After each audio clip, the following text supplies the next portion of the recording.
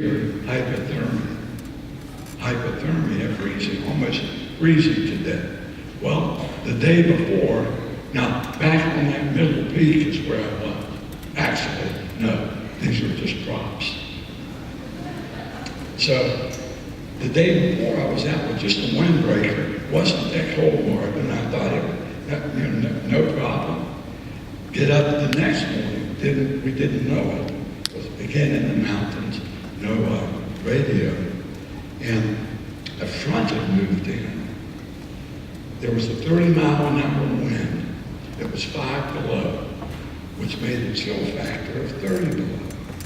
Well, I go out that morning with that same light jacket on, and all of a sudden I go, it's pretty cold out. But I'm hunting, Mr. Macho, I'm out hunting, going through the woods, looking for the wild beast. So I get to where I was going, and a couple of times, as guys tend to do, I spit. The spit froze before it hit the ground. It was that cold. So I sat up where I was going to be and sat down, and I started hurting all over. I mean, pain, just, I thought, this is unusual. Then I started to shake really bad. It wasn't, I'm a little cold shake. I'm talking about violent shaking. My teeth were shattering so hard, I was afraid I was going to bust a tooth. After a little while, the pain went. I started getting sleepy. You know what that is?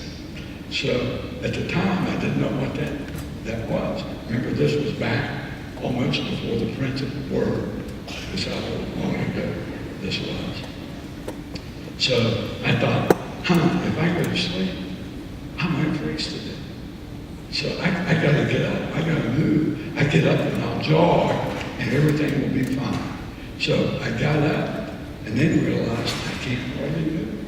I mean, it was all I could do to slowly put one foot in front of the other.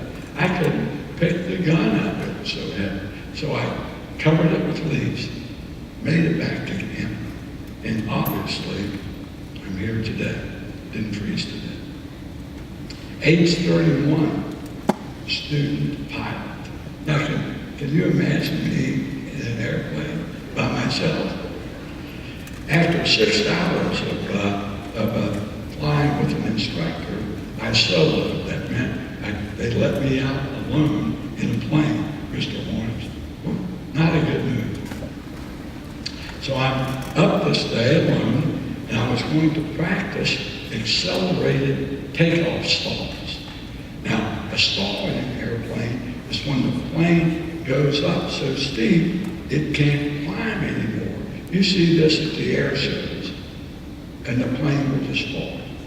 Well, we have to practice that. So your takeoff stalls, you have to slow the plane down to about 65 miles an hour. You hold the nose up, and it falls, you just hit the throttle, pull back, and everything's fine. Well, I've forgotten something. So I'm going along at 125 miles an hour. I forgot to slow the plane down. Big issue there. So as I pull the nose up to do my stall at 125 instead of 65, the plane does something that no student should ever do. No pilot should ever do. I do like this. I do a loop in the sky. Like that. After the loop, I go into a spin toward the ground. The first spin, that's old number 714. I didn't realize someone got a photo of it. So as I'm spinning toward the ground, the first loop, I go, oh my goodness, what am I going? I'm going to die. As I see the ground rapidly approaching, I didn't realize the ground could move that fast, but it could sneak up. With the second spin around, I do what I do often. I start praying. I said, Lord, yeah, it's me again. And I expect him to, you can just almost hear him slapping his head, going, Victor, Victor, Victor. what am I going to do with you? So, Lord, I need your help. I would really appreciate it if you could help me out of this situation. And pretty quickly, I would like a fast answer. Not one, don't teach me patience now, Lord. So by the third spin, I realized, well, you got to do something, doofus. So move. So I grabbed the whatever that thing is. It's been a long time since I've done it. I grabbed that thing, pulled back on it, stepped on the right rudder because I was spinning left, and the plane popped out. I didn't have to hit the throttle because I was already going as fast as it would go. Well, pulled it up, flying straight and level, and then the adrenaline kicks in. Now, if you've had those situations, here's what happens. So I started shaking. After I calmed down, I thought, well, let's do that again. You obviously did something wrong. Maybe you can do it right this time. So the second time, I still didn't realize you had to slow the thing down. So 125, pulled the stick back, plane goes up, does a complete loop, spins once, but not to be too slow on the draw. I knew how to get out of it.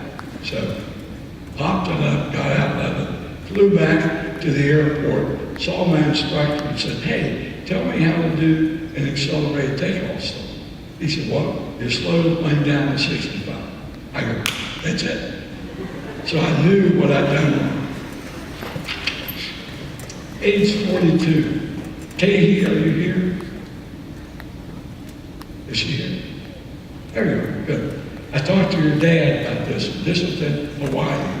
And I asked him, I said, have you been to Haddad Bay? Isn't that lovely? Now,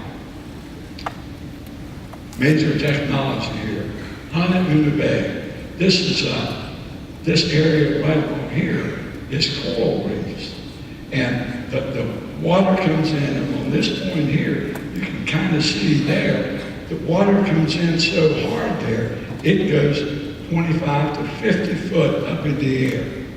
Now this area here is a slot in the reef that they've cut years ago to bring boats in. Well, as we're walking down the hill, it's just gorgeous. You can imagine a kid from Ohio, all this flat land, and you're seeing this. This bay at the bottom is 3/4 of a mile wide, so it's a big place. It's my wife and another couple, and we go in the water a while. They go lay on the beach, and I can't lay on the beach. You may tell, I'm a little ADD. I can't stand still. When I was a kid, they told me, they didn't know ADD then, that I had ants in my pants. I still do. They said you'd grow out of it. Not true. So I keep playing there and seeing neat stuff. I had a moray eel that chased me. I didn't read the signs going down to the bay about what you should and shouldn't do. I was just in awe of the beauty of God's creation. So after about an hour, I get bored. Remember, ADD? So I thought, geez, what else? Wonder what else I can do. Well, I was near this cut, and my little pea brain thought, wow, if this is so great in here swimming around, it's got to be super out there. So I proceed to get about right there. Now think about this. All that water's coming in. The waves you can see are coming over the reef. Well, it's got to get out there somewhere. Unfortunately, that was the way. I get over there in the middle of that, and it's like I'm stepped on a high-speed express escalator. That thing was moving. So I'm there, and I had goggles on and flippers. Thank God for that. But I am shooting through that slot. I mean, I am moving. At first I thought, wow, this is fun. Until I got on the outside of the reef and a big wave hit me. And I thought, kid, you could be in trouble here. We got to get out of this. So I turned and started swimming back. I thought I was an okay swimmer. I used to be a lifeguard, and we can get out. Well, as I'm swimming forward, looking ahead, the land is moving further away from me. That current was really taking me out to sea. I looked yesterday at what it says about Honolulu Bay. It says, serious divers shoot the slot. Well, that's the slot. It said divers. That means someone with snorkel tanks on their back. So, and you have to have a license to do that. It means someone that knows what they're doing. Obviously, not me.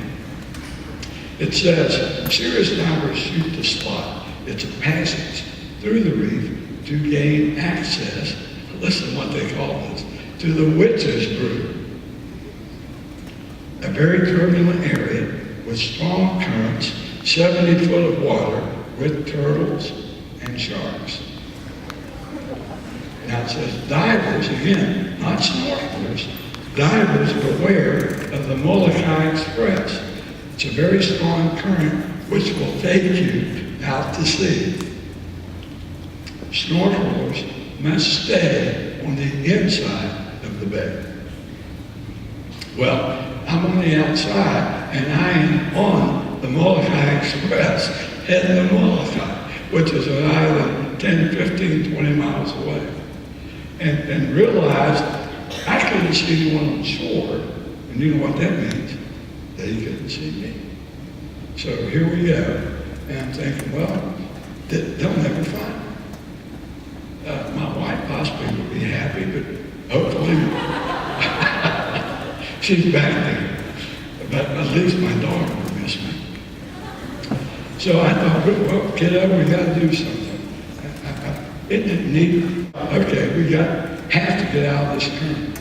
So I turned sideways, start swimming parallel to the shore, and pretty soon I was able to get out of the storm current.